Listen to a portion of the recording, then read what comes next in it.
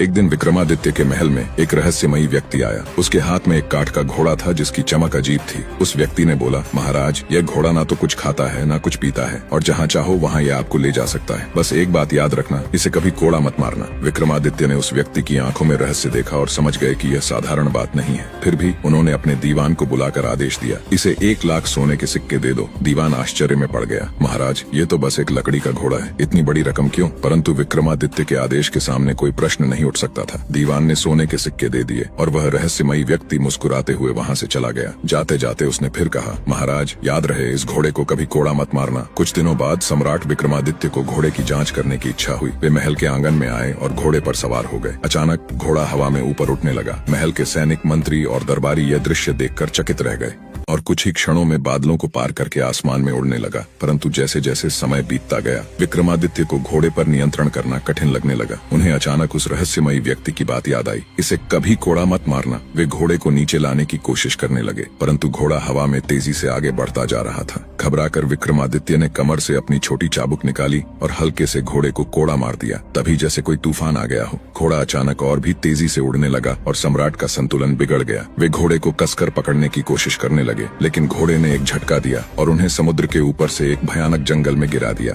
जब सम्राट को होश आया तो उन्होंने खुद को एक अंधेरे रहस्यमयी जंगल में पाया। घना कोहरा था, पेड़ विशाल और डरावने थे और दूर दूर तक कोई मानव बस्ती का निशान नहीं था। सम्राट विक्रमादित्य लगातार 15 दिनों तक भयानक जंगल में भटकते रहे, भूख प्यास से बेहाल। जब वह एक ऊंची पहाड़ी पर पहुंचे तो दूर उन्हें एक रहस्यमयी गुफा दिखाई दी। गुफा के बाहर एक पुराना पेड़ था जिसकी घनी शाखाओं पर एक बंदरिया उछल कूद कर रही थी। पास ही 2 कुएं थे जिनका पानी चमक रहा था, जैसे उनमें कोई रहस्य छिपा हो। विक्रमादित्य ने खुद को छिपाकर माहौल का निरीक्षण किया। दोपहर होते ही गुफा के अंदर से एक तांत्रिक निकला। वह गंभीर मुद्रा में कुएं के पास गया और उसमें से पानी निकालकर बंदरिया पर छिड़क दिया। जैसे ही पानी की बूंदें बंदरिया पर पड़ी, वह तुरंत ही एक अद्भुत सुंदर स्त्री में बदल गई। तांत्रिक ने उसे अपने पास बुलाया और कुछ देर तक वह उसके साथ रहा। फिर थोड़ी देर बाद उसने दूसरे कुएं से पानी लिया और स्त्री पर छिड़क दिया। इस बार वह फिर से गिलहरी में बदल गई और कूदकर पेड़ पर जा बैठी। तांत्रिक संतोष के साथ गुफा में वापस चला गया। यह दृश्य देखकर विक्रमादित्य चकित रह गए। उन्होंने सोचा कि इस रहस्य को और गहराई से समझना चाहिए। जब रात हुई तो उन्होंने पहले कुएं का पानी लिया और गिलहरी पर छिड़क दिया। अगले ही पल वह फिर से एक सुंदर स्त्री में बदल गई।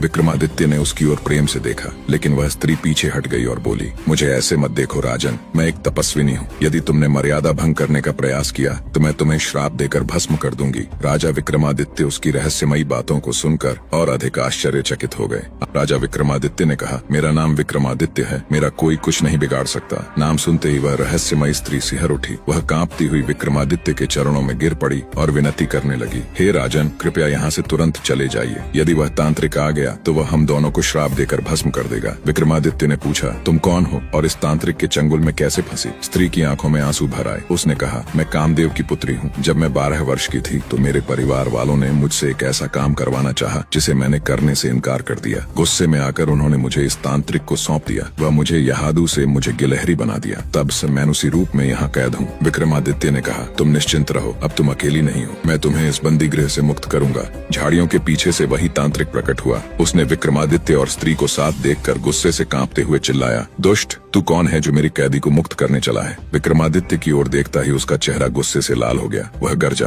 तू नहीं जानता कि मैं कौन हूँ? मेरे काले जादू से तू भस्म हो जाएगा। तांत्रिक ने अपनी काली माला घुमाई और एक पल में जमीन फट गई। उस फटी हुई धरती से निकले भयानक नरभक्षी, खून से सने दांत, लाल आंखें और बाघ की तरह झपटते हुए वे विक्रमादित्य की ओर बढ़े। विक्रमादित्य के चेहरे पर कोई भय नहीं था। वह गरजा, मैं सम्राट विक्रमादित्य हूँ। क्रोध में जलते हुए विक्रमादित्य ने अपनी तलवार निकाली और अकेले ही नरभक्षियों की सेना पर टूट पड़ा। एक एक वार बिजली की तरह गिरा। नरभक्षी चीखते रहे, लेकिन राजा विक्रम की वीरता के आगे वे एक एक कर गिरते चले गए। एक अकेले योद्धा को नरभक्षियों की पूरी सेना का अंत करते देख तांत्रिक के होश उड़ गए। वह कांप उठा, यह कोई साधारण मानव नहीं हो सकता। जैसे ही राजा विक्रमादित्य उसकी ओर बढ़े, तांत्रिक एक पल में अंतर्ध्यान हो गया और फिर कुछ ही क्षणों में दूसरी दिशा से प्रकट होकर जोर से हंसने लगा। विक्रमादित्य की आंखों में गुस्सा भड़क उठा। उन्होंने आंखें बंद की और एक आह्वान किया, बेताल। अचानक आकाश गड़गड़ाने लगा। बेताल प्रकट हुआ। पूरे घटनाक्रम को जानने के बाद बेताल बोला, हे राजन, अब आप निश्चिंत रहें। इस दुष्ट तांत्रिक को अब मैं देखता हूँ। तांत्रिक की सारी काली शक्तियाँ बेताल के आगे नतमस्तक हो गयी। वह चीखता हुआ विक्रमादित्य के चरणों में गिर पड़ा। मुझे क्षमा कर दीजिए राजन, मुझे पाताल भेज दीजिए। मैं फिर कभी किसी को कष्ट नहीं दूंगा। राजा ने कहा, जा, अब तू पाताल लोक में जाकर अपने पापों का प्रायश्चित कर। विक्रमादित्य ने उस स्त्री को अपने साथ लेकर अपने राज्य लौट आए।